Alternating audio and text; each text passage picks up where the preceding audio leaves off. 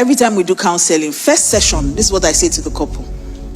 If you are in a room and there are no windows and there are no doors and fire breaks out in that room, what will you do? What will you do? Anybody? You have to put the fire out. But if there are windows and there are doors, what do?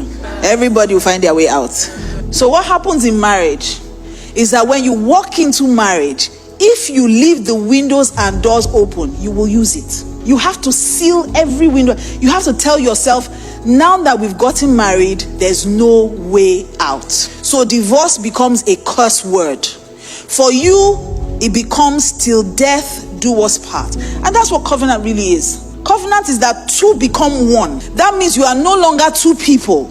Pastor K explained this yesterday. We're no longer Kingsley and Mildred. We're kindred. He's the head and I'm the body. And for the marriage to end, it means we're separating head from body. And what's that? That's death. If you separate a head from a body, it's death. And that's what God was saying, that I hate divorce. I hate the dismembering of something so beautiful. So if you enter with the option of, if it doesn't work, I'm out, it will not work. So if you want your marriage to last, you have to take out that option of, if it doesn't work, I'm out. It has to work. That's the only option we have. It has to work. So if it's acting up and I know that I have to be here, then we talk it out, we work it out. If he doesn't like something and I know I have to be here, then I make sure that I adjust. If I don't like something, he adjusts. When we first got married, I had this funny habit of, when I'm upset. And you see, the thing is, you must understand that you were not brought up in the same home. Same parents didn't raise you. So we have to learn. And there are certain things you will have to unlearn. So when I got married, like I told you, I was very introverted. And as a child, if I didn't like something, I wouldn't say anything, I would just sulk. That's how I used to process pain, things I didn't like. And then I ended up going to boarding school. Who are you talking to in boarding school? Nobody.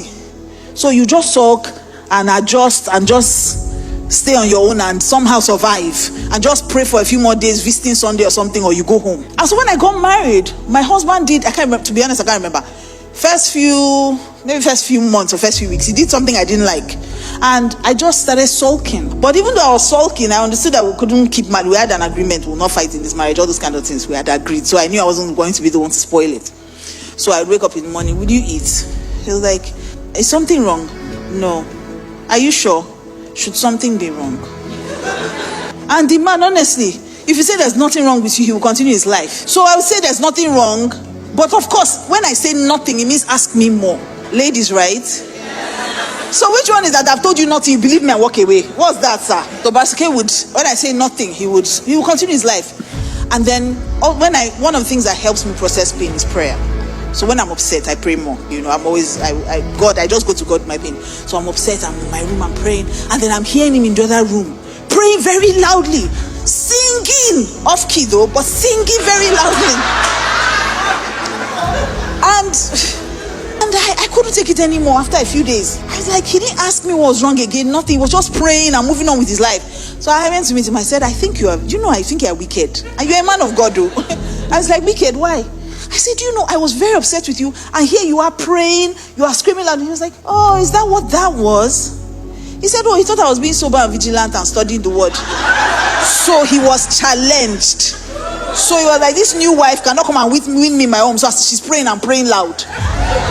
He was sincere. Honestly, I saw how sincere he was. That he said to me, but I asked you if something was wrong and you said no. I said, you believed me. Like, that was the first time it occurred to me that men and women are so different.